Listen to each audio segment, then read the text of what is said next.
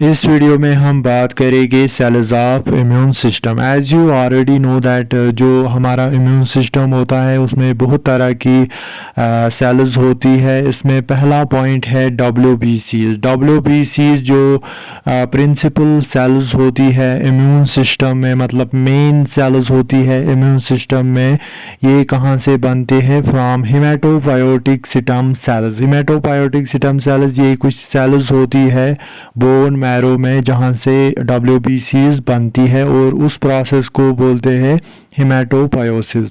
तो हिमेटोपोइसिस ये वो प्रोसेस है जिसकी वजह से सेल्स बनती है फ्रॉम हिमेटोपोइटिक स्टेम सेल जो बोन मैरो में होती है। और WBC जो है ये प्रिंसिपल सेल्स होती है, मेन सेल्स होती है इम्यून सिस्टम की। अब है दूसरा पॉइंट, जो ये हिमेटोपोइसिस है ये डिफरेंट स्टेजेस में डिफरेंट प्लेसेस पे होता है। लाइक जैसे ये यॉल्क सैक में होता है during first week of gestation में। यॉल्क सैक में ये होता है हिमेटोपोइसिस, मतलब जब एम्ब्रियोनिक स्टेज में ये फीटस होता है। दूसरा है after third month of gestation, जब 3 मंथ हो जाते हैं, थर्ड मंथ ऑफ गेस्टेशन, तो हिमेटोपोइसिस कहाँ पे होता है? ये लिवर एंड सुप्लीन ऑफ फीटस में होता है। और after birth it occurs in bone marrow. और जब बर्थ होती है, आफ्टर बर्थ, तो कहाँ होती है ये हिमेटोपोइसिस? बोन मैरो में। और यही फिर थ्रू आउट लाइफ यही पे हिमेटोपोइसिस होती है। तो ये है haematopoiesis. Cells of immune system, जो ये सेल्स होती है इम्यून सिस्टम में ये 4 तरह की होती है। पहला है लिम्फोसाइट्स। लिम्फोसाइट्स हो सकती है जैसे T lymphocytes, B lymphocytes, natural killer sales, तो ये है लिम्फोसाइट्स। दूसरा ये हो सकती है फैगोसाइटिक सेल्स जैसे मोनोसाइट्स, मैक्रोफेजेस। तीसरा हो सकती है ग्रेन्युलोसाइटिक सेल्स जैसे न्यूट्रोफिल्स, इओसिनोफिल्स एंड बेसोफिल्स। इसकी आप ट्रिक भी याद रख सकते हो, nib, that is NEB, nib, neutrophils, eosinophils and basophils. चौथा है डेंड्रिक सेल्स। तो ये है 4 तरह की सेल्स होती है हमारे इम्यून सिस्टम में। तो चलिए स्टार्ट करते हैं सेल्स ऑफ इम्यून सिस्टम और इनकी इम्यूनोलॉजिकल फंक्शंस भी देखेंगे वन बाय वन। तो इसमें पहला है लिम्फोसाइट्स। लिम्फोसाइट्स क्या होती है? ये कुछ स्मॉल राउंडेड सेल्स होती है जो कहाँ पे प्रेजेंट होती है, जैसे ये पेरिफेरल ब्लड में ये होती है, लिम्फ में ये होती है, लिम्फ नोड्स में ये होती है, लिम्फाइड ऑर्गन्स में ये होती है, और कुछ टिश्यूज़ में भी ये होती है लिम्फोसाइट्स। लिम्फोसाइट्स में बहुत सारी टाइप्स है, जैसे T लिम्फोसाइट्स है, B लिम्फोसाइट्स है, नेचुरल किलर सेल्स है इसमें। और ये हमने ऑलरेडी डिस्कस किया है पहले वाली वीडियोस में। T लिम्फोसाइट्स क्या होती है, B लिम्फोसाइट्स क्या होती है, नेचुरल किलर सेल्स क्या होती है। जैसे B लिम्फोसाइट्स जो है ये एंटीबॉडीज़ बनाती है, T लिम्फोसाइट्स ये एंटीबॉडीज़ नहीं बनाती है, बट ये हेल्प करती है B लिम्फोसाइट्स को in order to form antibodies. और नेचुरल किलर सेल्स जो होती है ये टारगेट सेल्स को किल करती है, इसीलिए इसको किलर सेल्स कहा जाता है। ये हमने ऑलरेडी पहले वाली वीडियोज़ में डिटेल में पढ़ा है। तो यहाँ पे हम सिर्फ हमने देखा लिम्फोसाइट्स क्या होती है और उसके कुछ टाइप्स। तो दूसरा है इसमें फैगोसाइटिक सेल्स। फैगोसाइटिक सेल्स क्या होती है? तो फैगोसाइटिक सेल्स में कौन कौन सी सेल होती है? जैसे मोनोसाइट्स होती है, मैक्रोफेजेस होती है, और मोनोन्यूक्लियर फैगोसाइटिक सेल्स। जो ये मोनोसाइट्स एंड मैक्रोफेजेस होती है ये मोनोन्यूक्लियर फैगोसाइटिक सेल्स होती है, मतलब इनमें एक न्यूक्लियस पाया जाता है। और मोनोसाइट्स वही फिर चेंज होती है किसमें? मैक्रोफेजेस में। अब है पहला मोनोसाइट्स। मोनोसाइट्स क्या होती है? Monocytes have single lobed kidney shaped nucleus. जो ये मोनोसाइट्स होती है इनमें single lobed kidney shaped nucleus होता है। अब है इनकी इम्यूनोलॉजिकल फंक्शन ऑफ मोनोसाइट्स, मतलब इनकी इम्यूनोलॉजिकल फंक्शन क्या है इनकी। पहला है इसमें helps in antigen processing and presentation. Antigen processing and presentation का मतलब है ये एंगुलफ करती है एंटीजन को, फिर उसको डिग्रेड करती है इनटू पीसेस में, फिर जाके उसकी प्रोसेसिंग होती है और लास्ट में ये उसको अपने सरफेस पे प्रेजेंट करता है फॉर टीएच हेल्पर सेल्स के लिए, in order to TH helper cells वो इन पे एक्ट कर सके। तो ये हम आगे भी देखेंगे डिटेल में एंटीजन प्रोसेसिंग एंड प्रेजेंटेशन क्या होता है। फ़िलहाल आप ये याद रखो।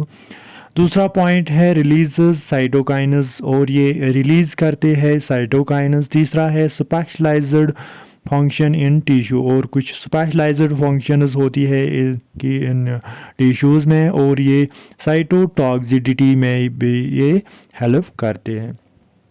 अब है दूसरा मैक्रोफेजेस। मैक्रोफेजेस क्या होती है?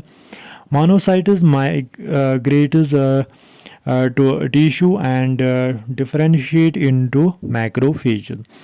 जो ये मोनोसाइट्स होती है ये माइग्रेट होती है टिश्यू में, और टिश्यू स्पेस में ये चली जाती है और फिर वहाँ पे इनकी डिफरेंशिएशन होती है और ये चेंज होते हैं किस में? मैक्रोफेजेस में।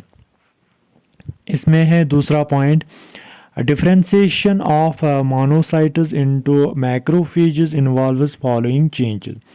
जब एक मोनोसाइट डिफरेंशिएट होती है मैक्रोफेज में तो उसमें कुछ चेंजेस आती है, लाइक पहला है सेल एनलार्जेस, मतलब जो ये सेल होती है मोनोसाइट होती है ये एनलार्ज होती है। दूसरा है, तो पहला है सेल एनलार्जेस, मतलब सेल एनलार्ज होती है इसमें। दूसरा है inter cellular granules increase in number and complexity, मतलब जो इंट्रा सेल्यूलर ग्रैन्यूल्स होते हैं वो इंक्रीज होते हैं नंबर में और उनकी कॉम्प्लेक्सिटी भी चेंज होती है। तीसरा है इंक्रीजेस फैगोसाइटिक एबिलिटी, मतलब इसमें फैगोसाइटिक एबिलिटी इंक्रीज होती है। चौथा है produce higher levels of hydrolytic enzymes and cytokines, मतलब इसमें जो हाइड्रोलिटिक एंजाइम्स एंड साइटोकाइनेस वो रिलीज़ होते हैं हाई लेवल में। अब है macrophages. Macrophages serve different functions in different tissues में, ये डिफरेंट फंक्शंस करते हैं, लाइक एल्वियोलर मैक्रोफेजेस होती है लंग्स में, हिस्टियोसाइट्स होती है कनेक्टिव टिश्यू में, कफर सेल्स होती है लिवर में, मीजन गियल सेल्स होती है किडनी में, माइक्रोगियल सेल्स होती है ब्रेन में, ऑस्टियोक्लास्ट सेल्स होती है बोन में। अब है immunological function of macrophages. Immunological function क्या है मैक्रोफेजेस की? इसमें पहला है फैगोसाइटोसिस में ये हेल्प करते हैं।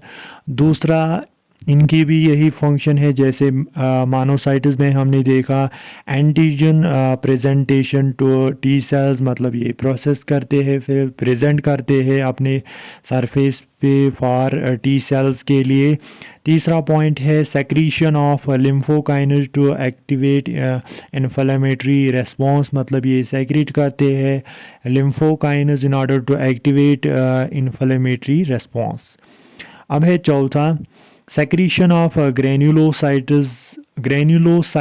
मोनोसाइट कॉलोनी, ये सेक्रेट करते हैं GMC, that is granulocyte monocyte colony stimulating factor, ये सेक्रेट करते हैं।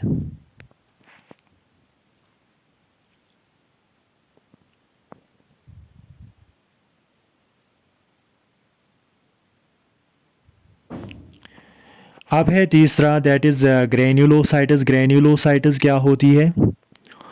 ग्रेन्युलोसाइट्स में पहला ग्रेन्युलोसाइट है neutrophil.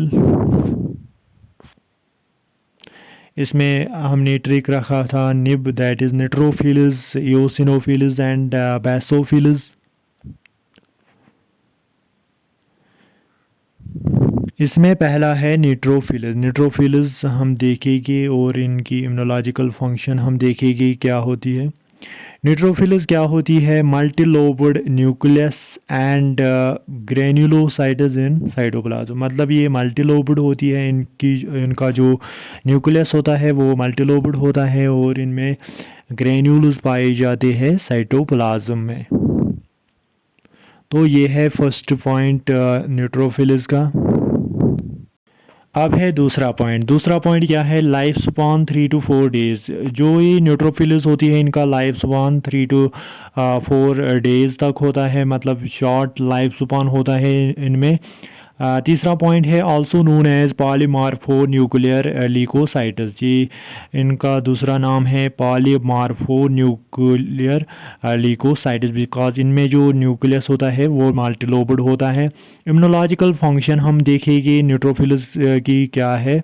Phagocytic role in acute inflammatory response. मतलब ये फैगोसाइटिक होती है, फैगोसाइटिक रोल होता है इनका। दूसरा है it is the first immune cell to respond inflammation. मतलब ये फर्स्ट इम्यून सेल है जो रेस्पॉन्ड करती है इन्फ्लेमेशन के साथ। अब है दूसरा इओसिनोफिल्स। इओसिनोफिल्स पहले हम देखेंगे ये क्या होती है। Heavily granulated with bilobed nucleus. मतलब ये हैवीली ग्रैन्युलेटेड होती है, इनमें बाइलोब्ड न्यूक्लियस होता है। बाइलोब्ड न्यूक्लियस इनमें पाया जाता है इओसिनोफिल्स में। दूसरा है फैगोसाइटिक एंड मोटाइल, और ये फैगोसाइटिक भी होती है और मोटाइल होती है। अब है इम्यूनोलॉजिकल फंक्शन क्या है इओसिनोफिल्स का। पहला है प्रोवाइड्स एलर्जिक इन्फ्लेमेशन, ये प्रोवाइड करती है। दूसरा है contains hydrolytic enzymes that kill parasites. मतलब इनमें कुछ हाइड्रोलिटिक एंजाइम्स पाए जाते हैं जो किल करते हैं पैरासाइट्स को। अब है तीसरा बेसोफिल्स। बेसोफिल्स में क्या है? Non phagocytic found in small number. मतलब ये नॉन फैगोसाइटिक सेल्स होती है। न्यूट्रोफिल्स एंड इओसिनोफिल्स फैगोसाइटिक होती है और ये नॉन फैगोसाइटिक सेल्स होती है जो स्मॉल नंबर में होती है इसमें। दूसरा पॉइंट है cytoplasm contain large number of prominent basophilic granules containing histamine, heparin, serotonin and other hydrolytic enzymes. जो इनका साइटोप्लाज्म होता है उसमें large number of prominent basophilic granules. मतलब इसमें कुछ ग्रैन्यूल्स पाए जाते हैं जिसमें क्या होता है? हिस्टामिन होता है, हिपैरिन होता है, serotonin and other hydrolytic enzymes होते हैं जो ड्यूरिंग ये रिलीज़ करते हैं। बेसोफिल्स ये चीज़ें रिलीज़ भी करते हैं। इम्यूनोलॉजिकल फंक्शन हम देखेंगे। Provides anaphylactic and atopic allergic reactions में ये हेल्प करते हैं और ड्यूरिंग दिस एलर्जी ये प्रोड्यूस करते हैं हिस्टामिन, सेरोटोनिन एंड हिपैरिन, ये रिलीज़ करते हैं उस टाइम। अब है last cell that is dendritic cell. Dendritic cell क्या होती है? डेंड्रिक cells have long cytoplasmic extensions that resembles to dendrites of nerve cells. मतलब इनमें कुछ लॉन्ग साइटोप्लाज्मिक एक्सटेंशंस होती है जो रिजेंबल करती है जैसे डेंड्राइट्स होते हैं नर्व सेल में। नर्व सेल में जैसे वो ब्रांचेस होती है डेंड्राइट्स, वैसे ही इनमें भी लॉन्ग साइटोप्लाज्मिक एक्सटेंशंस होती है, इसीलिए इनको कहा जाता है dendritic cells. They have small central body and money long needle like process. मतलब इनमें एक स्मॉल सेंट्रल बॉडी होती है और money large needle like processes होती है और एक्सटेंशंस होती है. Dendritic cells or antigen presenting cells because they possess MHC class इनमें होता है, इसीलिए ये एंटीजन प्रेजेंटिंग सेल्स होती है. एंटीजन प्रेजेंटिंग सेल्स क्या होती है, जो एंगल ऑफ करती है यहाँ पे एंटीजन को, फिर उसको डिग्रेड करती है इनटू स्मॉल पीसेस में, फिर जाके उसकी प्रोसेसिंग होती है. प्रोसेसिंग जब होती है फिर अपने सरफेस पे प्रेजेंट करता है इस एंटीजन को for T H helper cells के लिए और टी सेल्स के लिए प्रेजेंट करता है अपने सरफेस पे. उसी को बोलते हैं एंटीजन प्रेजेंटिंग सेल. तो ये डेंड्रिटिक सेल्स जो होती है ये एंटीजन प्रेजेंटिंग सेल्स होती है. अब है इम्यूनोलॉजिकल फंक्शन क्या है इनकी. Involved in antigen presentation to T cell during primary immune response, ये हमने ऑलरेडी ऊपर बताया. जो ये डेंड्रिटिक सेल्स होती है ये एंटीजन प्रेजेंटेशन में हेल्प करती है टू टी सेल्स के लिए ड्यूरिंग प्राइमरी इम्यून रिस्पॉन्स में, मतलब ये एंटीजन प्रेजेंटिंग सेल्स होती है. दूसरा है very little role in phagocytosis में, ये इनका वेरी लिटिल रोल होता है फैगोसाइटोसिस में भी ये थोड़ा सा हेल्प करते हैं. तो ये हमने पढ़ा cells of immune system. Next video में हम देखेंगे organs of immune system, primary lymphoid organs and secondary lymphoid organs.